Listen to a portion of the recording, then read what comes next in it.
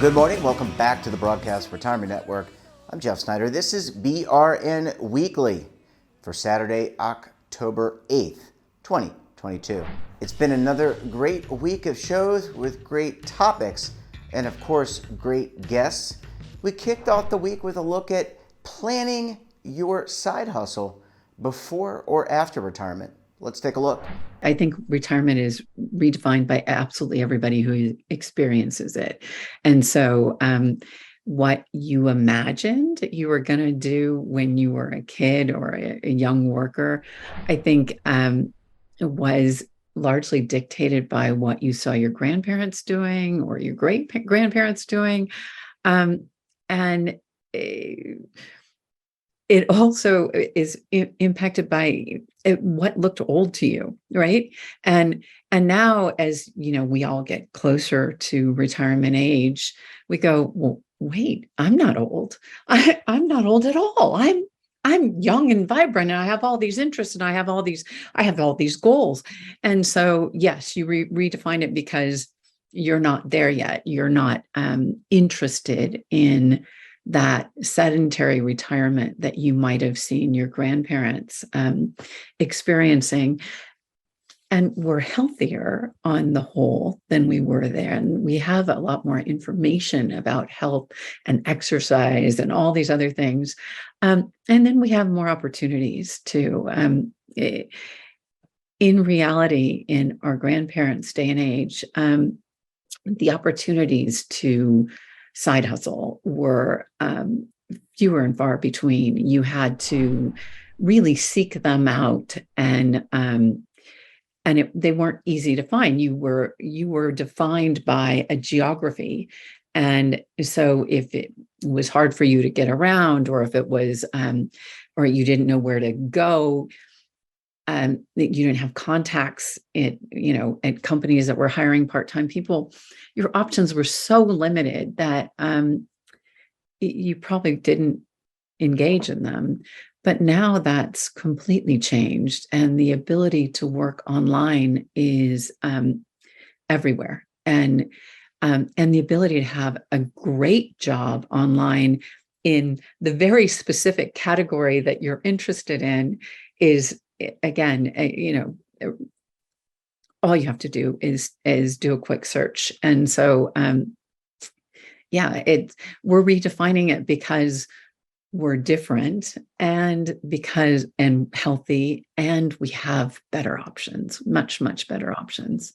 Here's the thing. Let's say you had a professional job and you retired a few years ago. You can contact that company again and say, hey, do you need, a consultant? Do you need part-time work? But you can also go to any one of a number of consulting platforms that are interested in your expertise. And these are used by a lot of small businesses that don't have the money to hire somebody, full-time. So they put a job out to a company like Maven or GLG or Zintro or Appen or, whatever. And then those companies will go to the people who have registered on their site as experts and match them to find somebody who can actually provide that expertise. And depending on what the expertise is and what the job is, you accept or reject whatever's thrown at you. But these can be highly lucrative, very short term, so you can spend an hour and earn a couple of $100 because they need your expertise in, say, logistics or in marketing or in retail. I mean, there's just the options are huge. So you don't have to go and work at Walmart to actually have an impact in retail. You can sign up on a consulting platform and have them talk to you about, okay, how do we get more sales? What are we doing wrong? And that is a marvelous option for retirees. The pre-retiree group are generally at their highest earnings years, and they're also able to generally extend the amount of years that they work. So it's kind of easy for them to say, no, I'm just going to focus. I'm going to get big raises, and maybe I stay working until I'm 70 instead of 65, or until I'm 68, and that is always a really good option. So yeah, they're not, or I don't see them as being as big into this, but the people who have retired in the last few years, I see a lot more looking for another option of making money. I mean, you actually kind of start like you did as a kid and say, okay, what am I interested in at this stage in time? And you're not making a decision for the rest of your life. You're making a decision for today, and realize you can make another decision tomorrow. So you might decide, hey, you know what? I've got all this stuff that I've accumulated over 65 years of life or 70 years of life. I don't need it. I don't want it. So I'm going to go on to sales platforms and market these things, for whatever I can get for them, and so you can do that. Once you decide that's not that interesting to you anymore, you can say, well, how do I feel about renting a room, say through Airbnb? Do I want to have strangers come into my house all the time? Do I not? I can make X amount of money with that. I don't want that, but maybe I do want a roommate, a younger roommate, like I can advertise for somebody who's in college, who will not only rent a room for me on a longer term basis, but also help me with chores and watch my dog when I go away. These are all options now. And then you have the whole wide world of part-time jobs, and it can be tutoring, great one for older folks who know a topic well. And you don't need to be a teacher. You don't need to have credentials for most of the tutoring platforms. You just really need to know a topic. And you might even just be teaching younger kids to read. These are wonderful things that you can do. You can do it in person or online. There's so many options. But it's really, like what engages you? Where do you want to use your time? Because again, the options are endless, and you get to decide each day whether you want to try something new.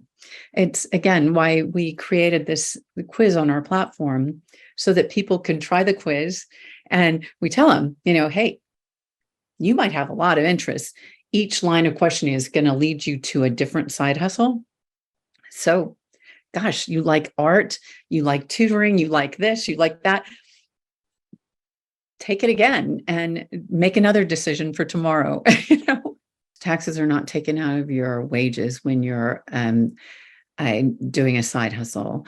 But the question is whether that's, it's still only a portion of your income. So the only issue you have to really pay attention to is, have you accounted for the fact that at the end of the year, you might have a tax bill? If you're already retired, your tax rate is probably not going to change that much, right?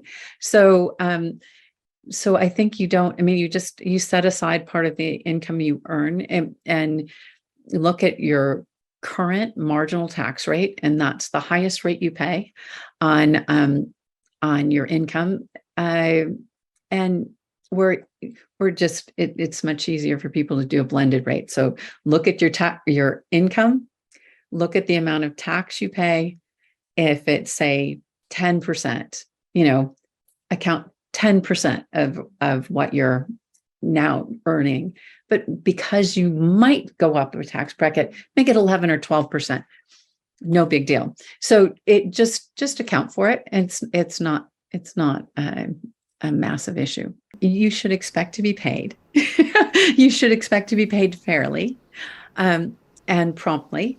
And that's, something, again, if you're considering a side hustle, I encourage you to just look it up on our platform, and we'll tell you what to expect, because we read the terms and conditions, and find out whether people have complaints about that particular company or whatever.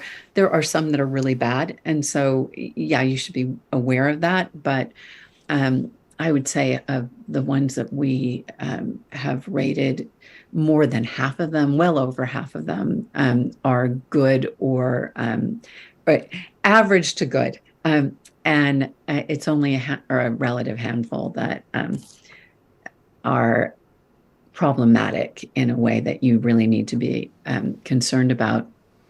But if you didn't check them out and you have a problem, the great thing about it being a side hustle is you just don't work with them anymore. You just find a better one. Hands and go away.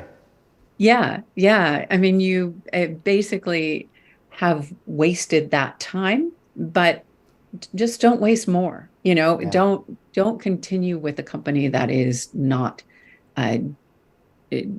doing their fair share, that is not treating you the way you want to be treated.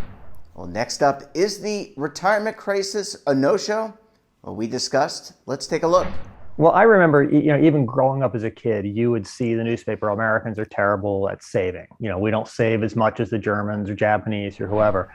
More recently, beginning around 2000, you saw actual studies claiming that Americans face a retirement crisis because we don't save enough, that we're not participating in 401ks, we don't contribute enough, all that kind of stuff. And so that, right around the corner, a majority of Americans are going to face a real problem in retirement. One nice thing about having this narrative go on for so long is that we can now check it. We can look back at some of those studies that came out 15 or 20 years ago that predicted all these terrible outcomes and say what happened. And when you do check it, it's really surprising that often the opposite happened. Things got better instead of getting worse. Well, if you look in various data sources, whether it's the Federal Reserves, whether they have the Survey of Consumer Finances, or a variety of other data sources, they don't show what some of these studies claim to show. You'll read in the newspaper or on websites, a group like the National Institute for Retirement Security. They have some study that claims that 60% of Americans are under saving. We have a $12 trillion retirement savings gap. But it's very difficult for an ordinary person to figure out exactly how they're generating those numbers. And when you do start pulling on the strings of those studies, they just fall apart. What I can tell you is this. Retirement plan participation, the share of American workers who are participating in retirement plan at work, has never been higher. The amount that we're contributing towards our retirement plans, the amount of our paycheck and of our employers' matches that go towards retirement, that's never been higher. That's substantially higher today than in the past. Retirement savings, the wealth levels we have, they're at record levels compared to the past. And they've risen in every age group, every income group, every racial or ethnic group, every education group. Retirement incomes are at record highs, not just for the very rich, but at the median, for the low income people. Poverty in old age is at record lows. So the things that we can actually measure that are inputs towards retirement security, all of those things are going in the right direction. The way that these studies sort of generate these frightening conclusions is often by making assumptions that are just totally unrealistic. You read about the retirement crisis in the newspaper all the time. What you don't is you don't see it with your own eyes. And we don't see it in the data either. Things have been so bad for so long, we would really be seeing problems today. In fact, things have gone in the opposite direction. Things are getting better for retirees. Incomes are rising. Poverty in old age is at record lows. One of the reasons why the retirement crisis narrative grips people is that retirement is inherently a worrying, difficult thing to prepare for. That it's the biggest expenditure of money you'll make in your life. You have one shot to get it right. There's really no do-overs. So people are nervous about it. And so sometimes the media will point to surveys where Americans say, we really are worried about retirement. We think we face a retirement crisis. And they'll say that's proof that we really have a big problem with our retirement system. The interesting thing, though, is if you ask current retirees whether they have enough money to get by, 80% of them tell Gallup they have enough money not just to survive, but to live comfortably. Now, if you go back with those Gallup surveys, say from 20 years ago, and you look not at retirees, but working age people, the percentage of people who thought they'd be prepared for retirement was much, much lower. Those people are retired today. So we know that there's a lot of people during their working years who are very, very worried about retirement. But when they actually reach retirement, the vast majority of them are doing okay. That's evidence that part of the survey findings that Americans believe in a retirement crisis is just part of the general worry people have about this big task of preparing for retirement. The reality is we're doing a lot better job than people think we are. Well, we're halfway through our best segments for the week. We come back, I'll look at the other half. You're going to want to stay tuned right here on BRN Weekly.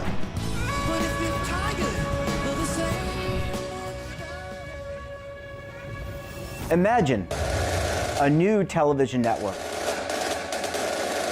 that will make you richer, healthier, and in control of your financial future.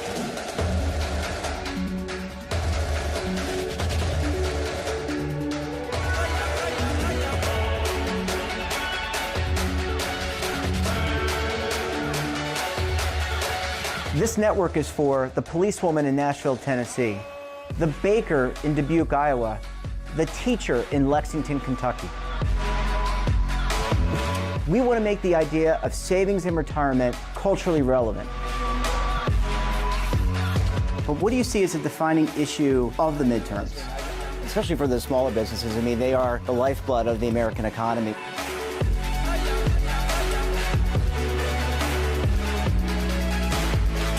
Featuring exclusive interviews, current affairs, and docuseries. 33 years old, you retired early. The philosophy is money only matters if it helps you live a life that you love. But you got to start thinking about retirement as soon as you get in. The Broadcast Retirement Network will drive very high engagement with premium partnerships. So this isn't retirement and savings for your parents or grandparents. This is for all Americans. And we're going to change the way you think about money.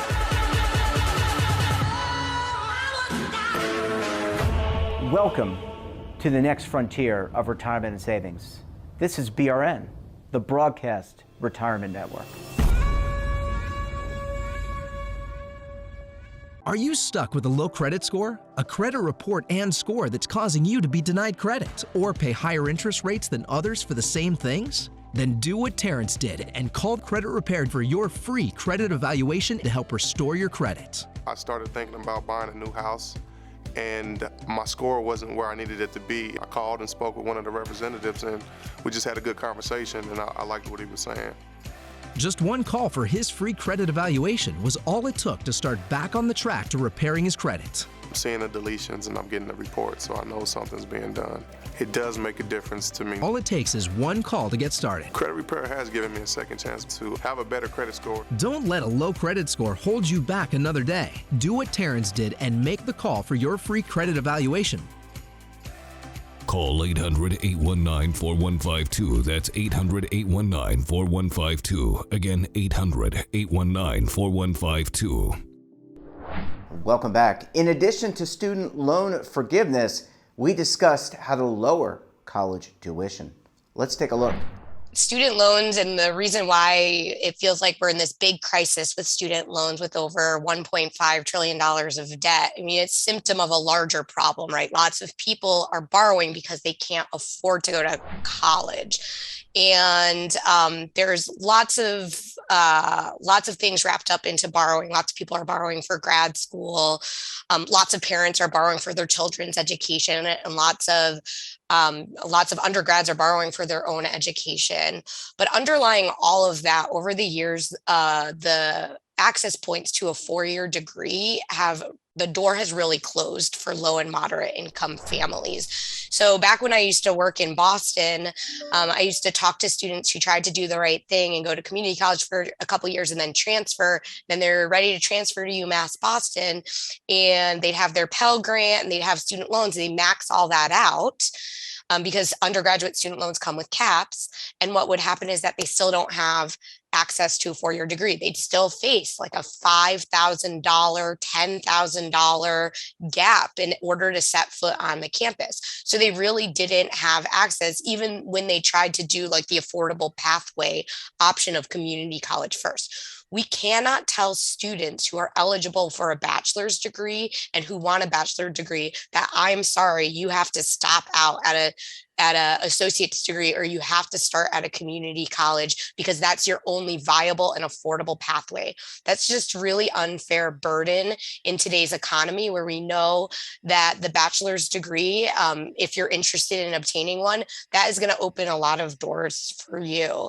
And so it's just really important that we bring costs down. Now, it's hard to bring costs down, right? And one of the ways we have to do that is make sure that states are really investing in their public options, but also that the federal government is ensuring that the need-based grant, like the Pell Grant, is actually much larger and can go towards defraying those costs for low and moderate income students. I mean, it's true that costs are going up, but I want to go back to something that Rachel said about, getting the states to reinvest in higher education, because I firmly believe that if we get the so-called anchor price schools, which are the state schools, to reduce their costs, that the other colleges will follow. It's just the way, I'm not an economist, but I do know that that's the way the economy works, is competition and so on.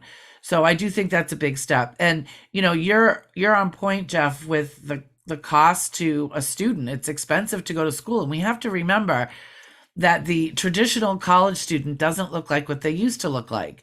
There are more and more people going back to school later in life.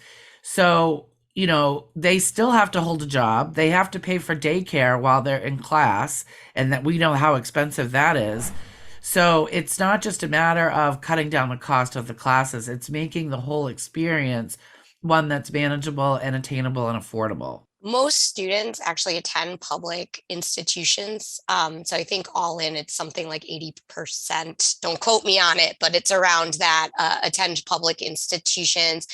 And I think what Betsy and what you bring up are both important, because inflation is really having an effect on things. Plus, living expenses are really a large chunk of going to college. For community college students, it often surpasses what they're going to be paying in tuition and fees for those students. And so I actually think this rising cost of college, not only is it the state institutions turn around and they raise their tuition prices, but also what it's indicative of is that in general, our social safety net is frayed. We're not providing the services and support that students need, and such as being able to access food stamps and SNAP and WIC and all of that, and be able to access housing vouchers. In fact, a lot of students are not able to access those things when they are college students. And so it just makes it harder for college students to make ends meet. So the blame isn't fully on higher education here either when it comes to living expenses.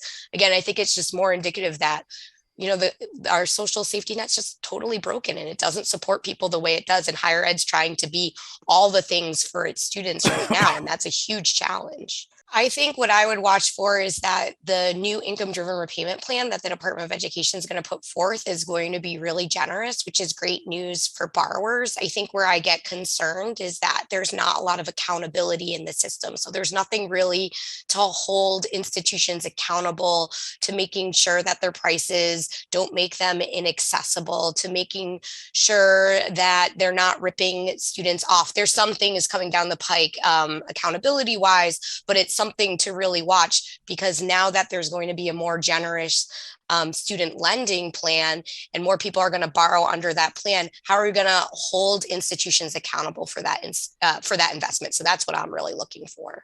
I do think the Department of Ed is doing what they can to ameliorate the issue, but it's really Congress that needs to make a significant policy change for us to see a real difference in the cost of higher ed in the first place. And finally, what you need to know if you're retiring as a federal employee. Let's take a look. A lot of that's going to depend on how close you are in terms of retirement. So if it's tomorrow, the thinking's been done. If it's a year or 5 years down the road, there's some strategy you can apply. And so let's presume that we are, 1 or 2 years down the road, and we have some opportunity to really impact what that retirement is going to look like. Obviously the current environment, inflation, a lot of volatility in the markets, interest rates rising, which has, of course, a negative impact on bond prices. Those are the types of things that an individual working for the federal government, just like anybody else who's approaching retirement, what they need to be considering. The platform or the retirement system for the federal government, or the federal employees, is incredibly rich and robust, especially if they approach it correctly. I'll talk about some of the you have to's, then we talk about some of the you want to's. You have to, going into retirement, at least in our opinion, approach your health benefits, which in my opinion is maybe one of the richest benefits federal employees have, their FEHB, the Federal Employee Health Benefits. You have to have ongoing and active participation in that platform for at least 5 years prior to entering retirement. So you've got to make sure that that's in place. If you've had, for whatever reason, a lapse, you really need to consider how that impacts your future. Health benefits, health insurance, health care, obviously, of course, very, very expensive. And the FEHB platform that the federal employees are eligible for, again, presuming that they've had that those minimum thresholds, one of the best, in my opinion, one of the best benefits a federal employee has. So the FEHB is one of those you have to's. Most federal employees today, roughly 95%, have participation in the thrift savings plan. There are some individuals that are still governed or underneath the umbrella of the civil service retirement system. And so those individuals may or may not be contributing to their TSP. You hope that they are. So let's say 95% of individuals have the thrift savings plan. As individuals engage in serious retirement discussion, or as they approach that retirement, that time frame, they've got to be looking at how they're going to access the principal in their TSP. Now, some may not need it. Some may have built up a liquid net worth or a cash flow that they don't need it. Some, specifically CSRS employees, might have a pension that's large enough where they don't have to impede upon that principal. Most FERS, Federal Employee Retirement System, that represents today the vast majority of federal employees. Most FERS employees are going to have, all FERS employees do have the thrift savings plan. The TSP, when you want to retire, could be just like any other 401k or IRA. You can leave the money invested, take out portions, as you deem fit. The TSP also has what's referred to as the Tsp Annuity. This is a MetLife product. It is there's various ways they can use this, but it is a private market product offered through the federal government. And you have to look at the benefits and detractions of that. You're going to guarantee lifetime income, but oftentimes the principal is sacrificed in the process.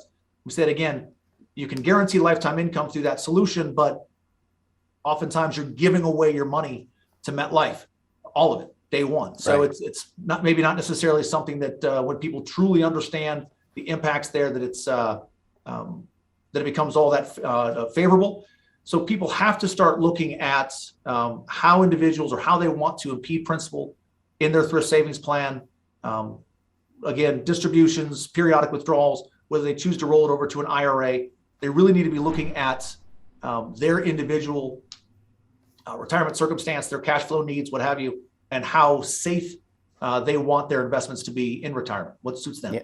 Upon being eligible for Medicare, age or retirement or what have you, you're going to want, or most individuals do choose to look at Advantage or alternatives, additional services within the Medicare system.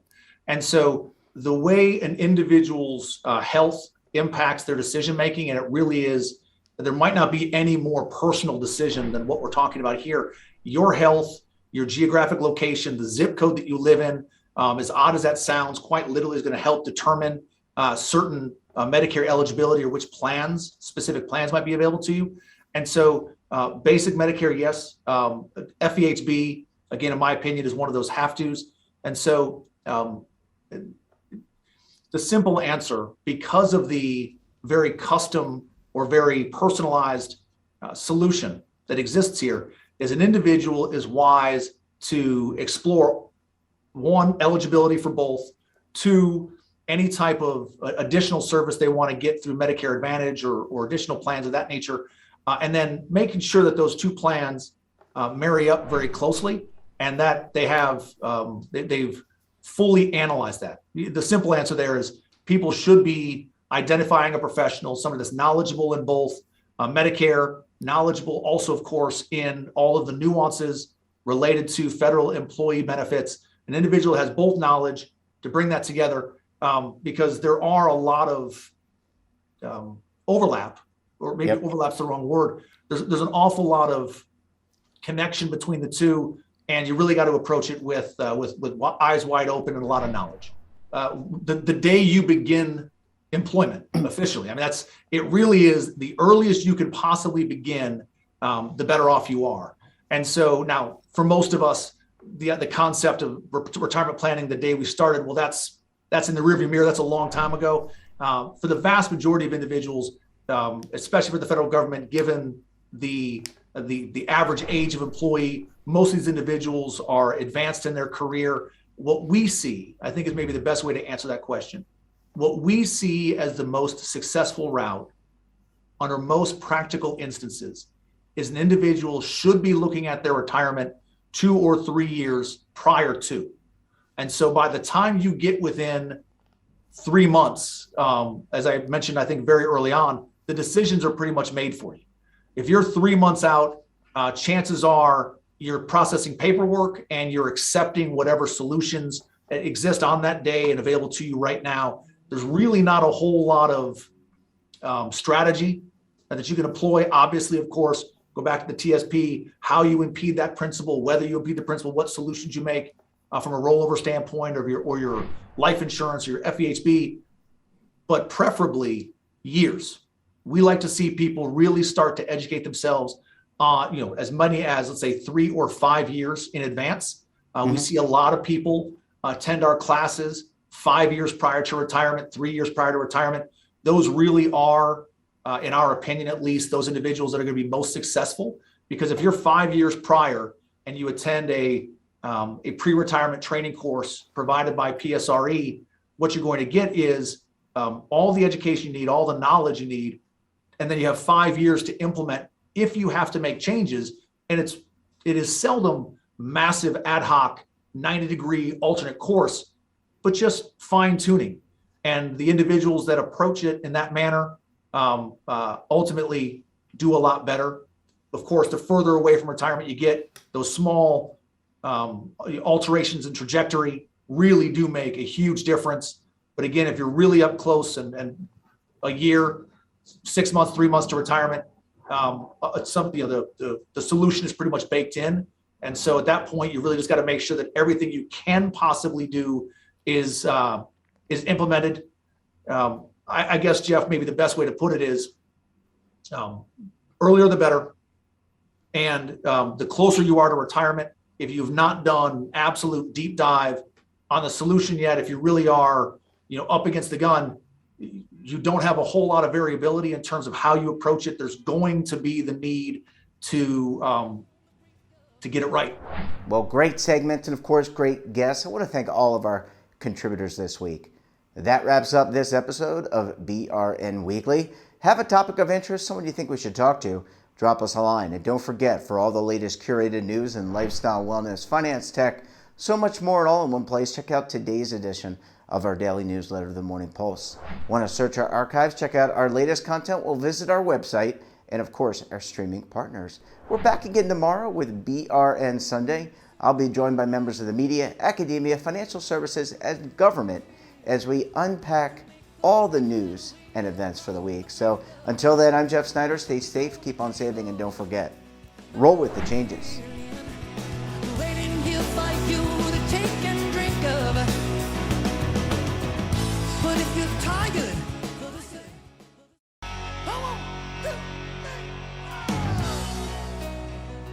Now is your opportunity to co-create content around any topic on the first lifestyle and wellness network. Reach a global audience through our platform and co-own exclusive branded content. All of our programs are available on demand and also as audio-only podcasts, so you can take us on the go. Broadcast Retirement Network, available anytime, anywhere, and on any device.